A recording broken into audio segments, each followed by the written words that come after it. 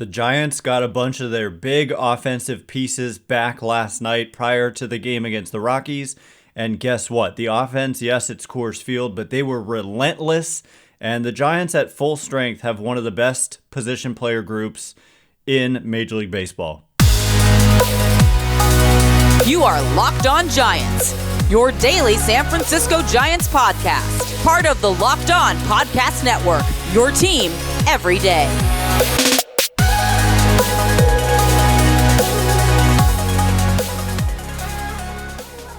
Hello and welcome to Locked On Giants, part of the Locked On Podcast Network, where it's your team every day. My name is Ben Kaspick, and on the show we provide daily episodes Monday through Friday, talking about the San Francisco Giants in a way that's data-driven and rational, but also simple, passionate, and accessible to all. I'm a former contributor for the baseball statistics and analysis websites Beyond the Box Score and Rotographs. I've been podcasting about the Giants since 2015, and I'm a lifelong fan. Thank you for making Locked On Giants your first listen every day. We're free and available wherever you get podcasts, including YouTube, so check us out there if you have not already, and please hit that subscribe button if you're watching on YouTube. Today's episode is brought to you by Bird Dogs. Go to birddogs.com/lockedonmlb, and when you enter promo code LOCKEDONMLB, they'll throw in a free custom Bird Dogs Yeti-style cooler with every order. So yeah, coming up on today's show, we're going to get into the fact that the Giants suddenly, like when they get at full strength and they're able to add back Thairo Estrada, they're able to add back Joc Pederson, Michael Conforto is able to be in the starting lineup. Mike Yastrzemski, who missed a game or two with a side issue, is back in that lineup. Suddenly, it's one of the deeper lineups in the league. And yes, we are looking at Coors Field, and the Giants won this game, by the way, 10-4 to improve their record back to 500. They've played exactly 60 games, and they're 30-30. So it's not something to get overly excited about, except they haven't had their full strength lineup, and they've also had some pitching problems that hopefully will not continue over the next 102 games that remain in the season. But just the point I wanted to make, I mean, just the lineup itself. How about just mentioning what it was? LaMonte Wade Jr., who, by the way, came up to the plate 6 times, and he got on base all 6 times. So this man is having a total all-star caliber season. He might not make it because he's a first baseman, and first base is really deep in the National League.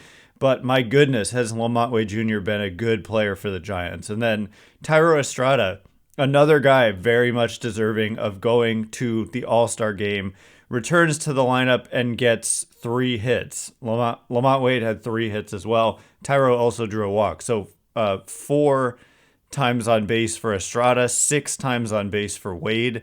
Joc Pederson returns to the lineup after a lengthy stint on the injured list with a bone bruise in his hand after getting hit by a pitch. And he just does his normal thing, which is be an imposing left-handed bat who's just a real threat against any right-handed pitcher. And J.D. Davis, honestly, also having an all-star caliber season, and he contributed with a walk and a big double that, according to some home run tracking kind of tools, would have been a home run in literally every other park in the major leagues except Colorado. It's just really, really deep out to that particular spot that he hit it. He just crushed it. And Michael Conforto, we haven't even seen the best of him. We've certainly seen him get hot, but him being back in the lineup, picking up a hit and a walk. Mitch Haniger, he kind of continued his struggles in some big situations, but also flashed what he's capable of doing, which is, he hit I believe it was a double, and he also drew a bases-loaded walk. Mike Yastrzemski batting down in the lineup against a right-handed pitcher just goes to show you the depth of the lineup. He's a good hitter against right-handed pitching, like a real good hitter. And the fact that he's batting 7th for you in this lineup just goes to show you how deep it is. And then Patrick Bailey had one of his better games as a Giant, went 3 for 5 and hit a triple and 2 doubles, and honestly, he could have had 2 homers. He literally missed 1 homer by like an inch or 2. Like, it hit the very top of the fence out in right field, and then he hit another ball to dead center field that hit pretty high up on the fence as well. So it could have been easily a 2-homer game for Patrick Bailey. And the more he plays well, the more Joey Bart is rehabbing at AAA. I'm checking on the box scores. Like yesterday, I don't have it pulled up, but off memory, he was like 0 for 4 with 2 strikeouts. And so they're not going to be in a rush to just like bring back Joey Bart and send out Patrick Bailey. So that's a very interesting dynamic. Also, batting ninth, Brandon Crawford, Casey Schmitt, notably like not in the lineup, despite, it wasn't like a rest day in particular because they had the day off yesterday. But, his at-bat quality hasn't been great as of late. And I think that they're kind of viewing it for now as a situation where, I don't know, he can fill in pretty much anywhere in the infield at any time, but also against a left-handed pitcher, I don't think they want Crawford in that lineup. So Casey Schmitt, with some of the poor swing decisions we've seen from him, if you look at the splits, he's destroyed lefties and really struggled against righties. It's obviously a small sample, but just noteworthy that Schmitt wasn't in the lineup and Crawford was. Crawford hit a big double, but that was kind of it. But also his defense has been better after he had some struggles. So just basically my point is this lineup is one of the, and when I say lineup, I'm including the fact that these guys are out there on defense as well, and running the bases. So if you go by something as simple as FanGraphs wins above replacement, because every site is going to, every site that puts out a WAR number is going to have, WAR is not the same as like home runs where you can literally just count how many do you have. It's a formula, and so different sites have different formulas, and so therefore it's not perfect, it's not precise, but I'm using FanGraphs. I think they're the best, and according to FanGraphs, the Giants' position player mix has been the 7th best in Major League Baseball with 9.6 FanGraphs wins above replacement. The teams ahead of them, the Rays, the Rangers, who are having a great year, the Dodgers, the Blue Jays, the Braves, and the Arizona Diamondbacks. So all teams that have really good records are the only teams ahead of the Giants in this category. And at full strength, like this is including playing time from guys who didn't contribute, like Brett Wisely and Bryce Johnson and Joey Bart, etc. But at full strength, and, can you really keep a full strength lineup for an extended period of time? Probably not, because injuries happen all the time. But even with the injuries and stuff and underperformance from guys like Mitch Haniger, they're still rating as the 7th best position player group in the major leagues. And so, I don't know. I think we saw it on display last night. What we also saw on display last night, though, was that the Giants, despite scoring 10 runs, it somehow felt a little bit like a disappointment in terms of they should have scored more. They had 8 doubles, they had like 11 walks, and they just had a million base runners, and they they literally did have 11 walks. They had 8 doubles, they had a triple. They didn't hit any homers, for those of you who love when they don't hit homers for whatever reason. I mean, a home run with all those guys on base would have been nice, but ultimately, was it a little bit disappointing? Like, they struck out 16 times in this game, and is the hitting with runners in scoring position, that kind of stuff, it's stuff I don't often talk about. Is it a concern? We'll look at the numbers and see what the numbers have to say about it, and we will do that in just a minute. But before we do, this show is sponsored by BetterHelp.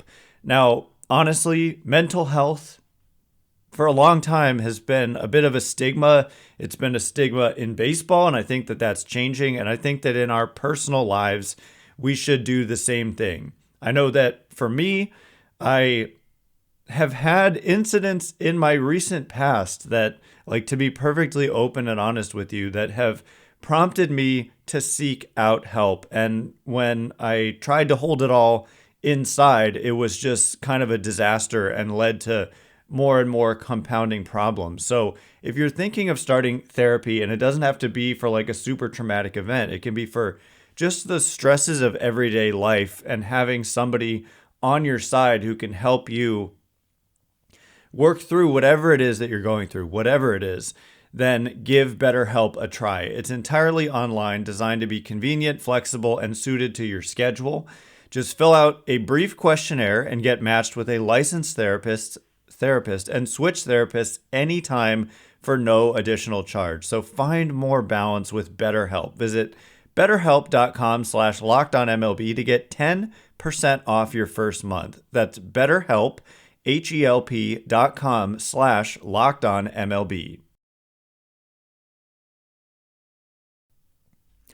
All right, as promised, we are going to discuss something that I literally have been doing. I almost have done 1,000 episodes of Locked On Giants. We'll be having some kind of celebration when we get there. I'm at like 980. So we've done a lot of these shows, and rarely have I, perhaps even almost never, have I discussed the Giants hitting with runners in scoring position. But we're going to do a little bit of that today because I think people have some perhaps valid concerns, and we'll discuss what those are. Thanks again for making Locked On Giants your first listen every day. Every dayers tomorrow on the show. Guess what? Another game in Colorado. Same time, same place. Giants played the Rockies at 5:40 Pacific, and you can catch every pitch of the Giants' hometown broadcast with SiriusXM on the SXM app. Just search Giants. It's Logan Webb on the mound for the Giants against a pitcher, frankly, that they should do well against, another right-handed hitter. So I would expect like almost an identical lineup given how grindy and good they were last night. But despite all the grindiness and base runners that they had, like really they could have scored 20 runs and nobody would have been surprised based on the walk total and the double total and all that. But they didn't. And so, you know, some of the comments I got in the post-game tweets and all that was that there were too many strikeouts, and then we're often hearing about situational hitting. And so I'm going to do a little bit of a dive into that. Yes, the Giants struck out 16 times, which is a lot. And it's a Rockies staff that, I mean, it's not like you're facing, I don't know, Spencer Strider, one of the best strikeout pitchers in the game. You're facing the Rockies in Coors Field. It's just kind of an alarmingly high strikeout rate in this particular game. But on the season, yeah, I mean, the Giants still are worst in the National League with a strikeout rate of 26.1%. But you know, the league average, I'm gonna quickly pull that up, 23%, 22.8. So really we're talking about like 3 percentage points roughly. So yeah, it's, I don't know. I just don't think it's that big of a deal. And Farhan Zaidi, the president of baseball operations, has said repeatedly that for them, like, they don't mind the strikeouts if it's part of a good at bat. And so they're obviously looking more at the process versus the actual result. And they're saying, like, we're a team that works a lot of counts and we get to a lot of, like, think about LaMonte Wade, right? He's always in a full count. And Conforto, you know, these guys are taking pitches. And ultimately, if you're not just like putting the ball in play immediately in your at bat, you're probably going to have a higher strikeout rate. So I thought that was an interesting way of looking at it. But sometimes it certainly comes back to bite you. Like certain situations call for putting the ball in play. And some of you might be thinking every situation calls for putting the ball in play. I might disagree with you there. Sometimes like putting the ball in play is actually worse, but usually not. But imagine like bases loaded, 1 out, and you're thinking, I need a sac fly here to get that run across. But what if you put it in play and it's a double play? Then you literally would have been better off striking out. So I'm not saying, okay, yeah, intentionally strike out, but there are situations where it is better to strike out than put the ball in play, such as a double play in that bases loaded scenario. So the strikeouts remain high. I will point out, for those of you who are maybe going to argue with me and say that it hasn't come down like I said it would. I said it was going to come down when it was in the high 30s. And so for sure, it has normalized to a more reasonable number here at 26%, but it's still worst in the National League. The Twins are the only team with a higher strikeout rate at 26.9 to the Giants' 26.1. But let's talk about runners in scoring position, because I literally never talk about this. And the reason I don't is because of two things. Number one, is that I don't consider number one is that I don't think that your results with runners in scoring position is something that is like sustainable, or that it's some kind like indicative of anything. I think that if you give a big enough sample, you're probably going to ultimately have similar results with runners in scoring position that you have when runners are not in scoring position. And so it's one of those things. Like if we were to look at like the Giants statistics on days of the week, we would probably find that on certain days of the week this year, they've been much better than on other days of the week. Does that mean anything? No. And so what gets me too is that a lot of times I think people think that the stats guys like myself believe just any kind of stats like that are relevant. But what people like me care about are what's predictive and what's relevant. And so, yeah, okay, so let's say the Giants, man, they just do so much better on Wednesdays than any other day of the week. That doesn't mean when the next Wednesday, I guess that's today, comes around, that we should expect they're going to be better today because it's a Wednesday. It's just you get at, okay, so that with that said, I did play baseball, not at a super high level, but I understand that in pressure situations, you can certainly like tense up and do worse. And I have seen some of that at times. And certainly when your team is like struggling and you're in one of those situations, you might be just trying to do too much. And that's certainly a factor. But over the course of 162 games, I just think that ultimately it's not something that's going to be predictive, just like the days of the week thing. But with that said, let's look, what are the Giants' numbers with runners in scoring position this year? Well, they've been good. They've got a 109 weighted runs created plus, with 100 being league average. And on the season, their weighted runs created plus is 105. So they've been better than they've been overall. So that would mean that their numbers with runners not in scoring position are worse than their numbers with runners in scoring position.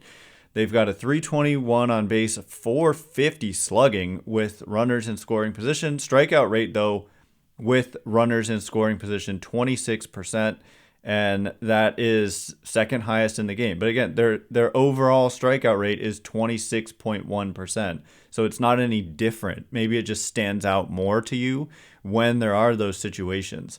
And so I don't have the like sack fly, like runner on third, less than 2 out numbers pulled up. I probably should have done that, and perhaps we'll revisit that tomorrow, like, because that's something you can look up.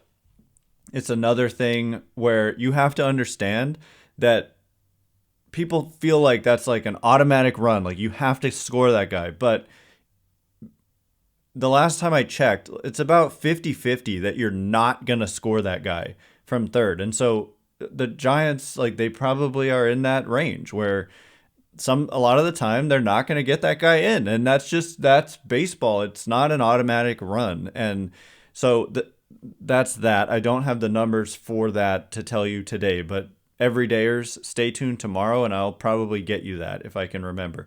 But the other reason I don't often talk or ever talk about runners in scoring position numbers is because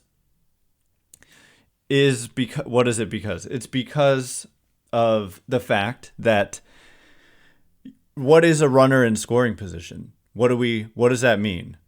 If you don't know, what it means is runners on second and or third. Second base is scoring position. Obviously, third is as well. And the idea behind calling it scoring position is that a single will probably score a run, but not always even. Like, you might get a single and get thrown out at the plate or be held up or whatever. But my issue with that is, if you're a home run hitter, are you not in scoring position in the batter's box? Is Aaron Judge not in scoring position every single time he steps up to the plate?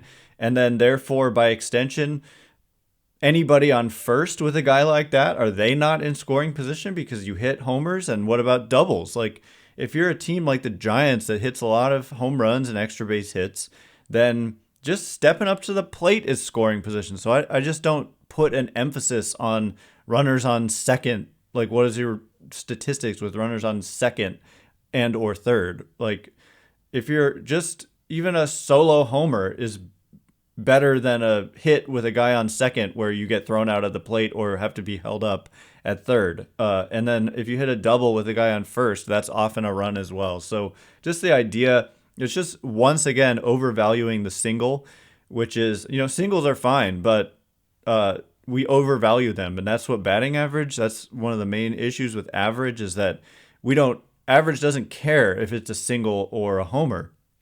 Homer is a lot more valuable than a single, and yet batting average literally does nothing to differentiate between those two. So it's like in basketball, if you're counting free throws and 2-pointers and 3-pointers and lumping them all together and saying shooting average, and then you're overvaluing the guys who like just make free throws and undervaluing the guys who make a lot of 3-pointers by doing that. And that's exactly what we do with batting average. And that's the problem with batting average with runners in scoring position. But like I said, you might have thought the Giants are bad in this category, but actually they are not. And guess who's last, by the way, in weighted runs created plus with runners in scoring position?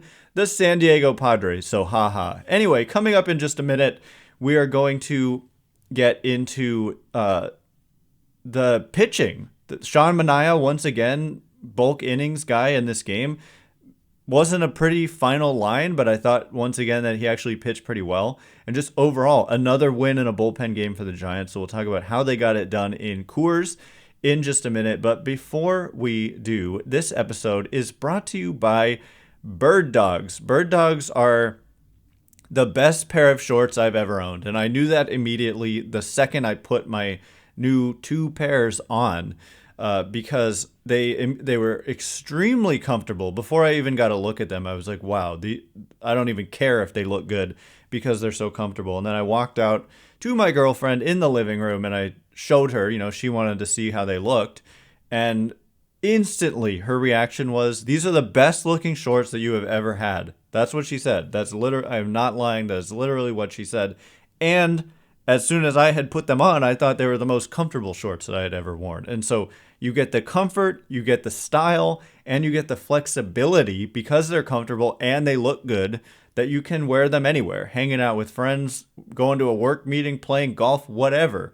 So you can get your own pair. Go to birddogs.com, get your own pair or 10, birddogs.com/LockedOnMLB and enter promo code LockedOnMLB for a free Yeti style tumbler with your order. That's birddogs.com/LockedOnMLB for a free Yeti style tumbler. You won't want to take your Bird Dogs off. I promise you. All right, as promised, as I put my Yeti style tumbler down, we are going to discuss the pitching in a bullpen game in Colorado, like always moaning and groaning, I think, among some for bullpen games, but the Giants continue to just have success in them. And so it's like, yeah, okay, you might not like the aesthetics of it, and I get that, but they won again in a bullpen game, a game started by John Brebbia. And really, you can think of it like a Sean Manaya start. It's just like it starts with Brebbia, and then Manaya goes 5-ish innings, and then the bullpen goes the rest of the way. Just imagine Manaya started, and then it was Brebbia, and then the rest of the bullpen guys. What's the difference? It's just pitchers taking down innings in a game. And so, 4 runs allowed in Coors is kind of like 2 runs allowed anywhere else, honestly. And so the pitching did its job. And never at any point did this lead feel safe, even though it's 10-4 was the final score. Thanks again for making Locked On Giants your first listen every day, everydayers.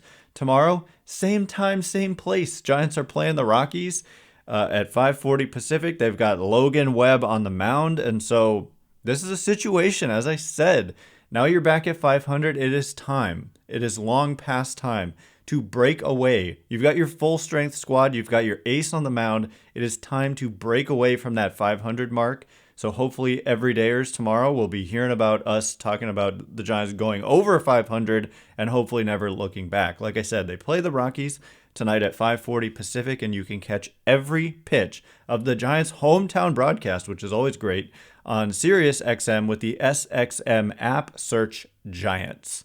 So yeah, let's talk a little bit about the pitching. It got a little dicey in the first inning with John Brebbia. He did end up loading the bases with one out, and he got out of it. So that was kind of a miracle, and the game could have totally changed in that inning.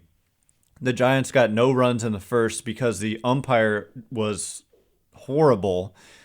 All due respect, like, to the profession, I guess. But, I mean, it's a hard job. These are the best that we've got. But it's too hard of a job because you can tell from your living room, you can do a better job from your living room calling balls and strikes than the umpire can from the game itself, from standing behind home plate. These pitches are nasty. They're much nastier than they look on television, and they miss calls all the time. And the Giants had Michael Conforto had just a horrible call. So anyway, no runs for the Giants in the first, and then the Rockies had something going against Brebbia in the bottom of the first, but they got lucky. A line drive out to J.D. Davis with the bases loaded and one out, and then I think it was a fly ball to Yastrzemski. And so the rest was kind of history. They then went to Ryan Walker, who continues to impress. He went one inning, struck out two, and just the overall numbers so far for Walker and just the poise and just has been a nice addition to this bullpen, a guy we haven't talked about a lot, but has just quietly gone out there and done his job like pretty much every time. But the bulk guy I want to mention here, Sean Manaya. So the ERA is not going to look pretty. He ends up with, what is it, a 6.10 ERA after this start, like on the season. He's got a 6.10 ERA. But frankly, I'm going to make the case here that he's been better than that. He's deserved better than that. Like if we look back over his last, what is it now, 4 appearances, they've all been in this similar fashion where he's kind of followed up on an opener like John Brebbia or whatever. And if you combine those 4 appearances, including last night where he gives up 4 runs in 4 2/3 in Colorado, he was pitching really well and then gave up a couple runs late in the outing. But, you know, he walked one. That's one of the things is early on in the season, he just had command issues left and right. But if you look at, the last 4 outings, he's thrown 13 2/3 innings. So obviously not a ton of innings per outing. One of them was 1 1/3. The rest were 3 2/3, 4.0 innings, and then 4 2/3. And so largely he's going about 4 innings here. And over those 4 outings, he has a 2.63 ERA, including 7.71 ERA last night. So he was actually 0.00 for the first 3 outings.